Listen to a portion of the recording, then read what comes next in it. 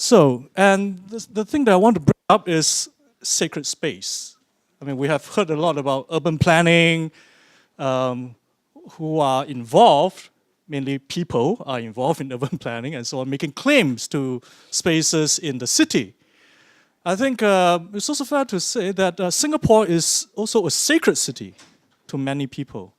And agencies of different beings are being exercised here. It's not just governmental agencies or our own human agency, but agencies of the spirits, the gods, and so on. And I think if we want to look closer at the claims and also meaning making, right, of the people, then we have to look at this important aspect of the sacred space, which might not be very obvious to many of us here, especially foreigners. When you come, you see all the high-rise and so on.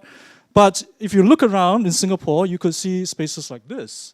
I mean, it's a shrine. You can see, if you open your eyes, you walk around Singapore, you can see them everywhere. But they are not legal. In other words, they're illegal. The URA's position is that it's encroachment on public spaces, right? But you walk around, you see that, hey, there are all these spaces around. And who are the people, right, erecting such shrines?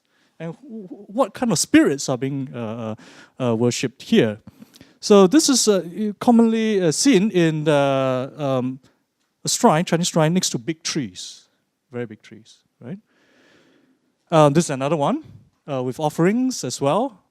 Remember, all these are really illegal from the perspective of the state, encroachment, right? But there's one important ways through which people make claims to spaces or land in this case, right? So this person, I just want to introduce this person, right? I interviewed him. I asked, how did you know that this is a sacred space? How do you know that there's a spirit there? He says that one day, well, it's very obvious, just to let you know, if you see a nice tree, big tree, right, with very clean spaces around the tree, but that might be an indication that there are some spirits there, right? Right? Okay. And he said that one day the spirit medium told him that, the spirit medium said to him that, hey, I saw this Duali Ape, means a spirit, right, walking past this tree. Oh, that's the dwelling, right? So he erected this shrine, right? So every day over the past 12 years, right, he would make offerings. So I asked him, isn't that illegal? Doesn't the police tell you to get rid of it? He said, yeah, sometimes they come and ask me. I said, if you want to clear, you clear it, right? You clear it. And they said, okay, that's fine. As long as you maintain it clean and so on, and you carry on, right? And he talked to the chairman of the residential committee and saying, okay, this is going to be kept clean and so on. Make sure the rubbish chutes next to the hawker center doesn't encroach into my sacred space, right? And so on. So there's constant negotiation around, right? And this you can see happening in Singapore. Right? And this is a very important aspect of laying claims and meaning making, right, in terms of space. Does anyone recognize this, especially from NUS? Yes, the bus stop at NUS, right? Kent bus stop, right? I remember I got fascinated by this space when I was an undergraduate, right, in 1994, there, and I was fascinated by this shrine. Right? And it has grown bigger and bigger and bigger over the years. And as you can see, it's next to a nice big tree as well, right? Okay. And of course, it's also illegal, right, from the perspective of the state. But they've grown, right, over the years. So this is one of the important festivals, and the worshippers come here and erect all those tentages and so on and celebrate, right? Worship the gods. Okay, and it's not just the trees that are sacred spaces, but sometimes seemingly unsacred spaces are sacralized as well. So you see here a car park, right, next to a car park, and go around car parks, especially basement car parks of shopping centers and hotels, right? You will see shrines like this, but they're all illegal, okay? But of course, the management refused to clear them. Police refused to clear them as well. Right? Of course, they sometimes are cleared, but to make way, right?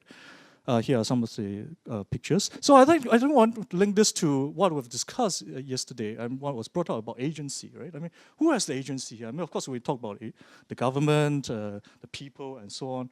But if you add in the agents, the spirits and the gods and all these powers, forces involved, you can see the human agencies can be exercised through the spirits to lay claims. Or on the other way around, you can say that the spirits and gods are exercising their agencies through the humans as well, right? And in constant negotiation with the state power. So I guess maybe an important concept here is not about government, but it's about sovereignty, right?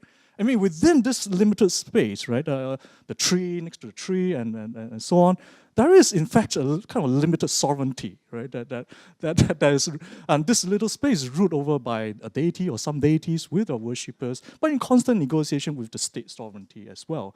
In fact, many Chinese temples, I think, in Singapore actually undergo this kind of evolution, right? It started as a kind of informal shrine and then slowly developed into bigger and bigger shrines until such time they have to perhaps surrender their agency and sovereignty to negotiate with the state to register the temple or the shrine as a temple. Right? So I guess this is another way of looking at the city, and in Singapore especially, I think people have this impression that Singapore is a hyper-modern city, a secular city, and so on. But for many people, right, and not just for the Chinese, Singapore is also a sacred city. So I just want to bring this up to throw up another aspect of Singapore here.